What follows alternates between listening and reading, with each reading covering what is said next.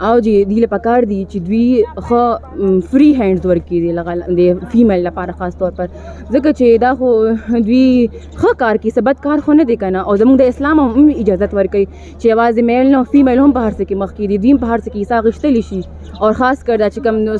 سپورټس حوالې سره نو دې باندې خو هېڅ پابندي نه دی پکار ای کور سایډ له چې مور پلار دي کوي مشران دي هر څه دي ایله دا پکار دي او بل چې کم دا نور کم حل کړي دوی هم د نه ډسکریج کوي چې هغوی دا مطلب چې حوصله دی ولا نه کمی ولا چې هغوی حوصله خپل وبیل یو یې څه کې حصه نشي اخیستلی نو دا دوی له پکار دي اصل وجه څه کیدی شي دی د څه چې دا زنانه چې کوم دی لوبو ته نه پرېښودل کېږي یا زنانه چې کوم دی په داسې لوبو کې حصه نشي اخیستلی دا هم زموږ د معاشرې وجه یا د خلکو د دوی ته په بد نظر باندې ګوري نو ځکه خو دوی مخکې کیدی نشي که نه که فار اګزامپل دوی ټولو خلکو ته په ښه نظر کتلي او دوی یې انکریج کولې نو بس بیا خو هېڅ مسله نه وه ډیره مننه کتونکو دغه سپورټس ګاله را جوړه ده د مختلفو لوبغاړو سره زموږ لوبې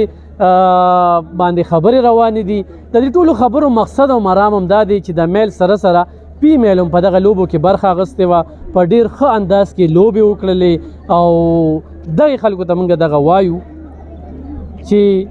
نیتونه صاف کې او نظرونه ټیک کې وګورئ خپل کور ته داسې په بهر هم وګورئ چې رښتیا راځي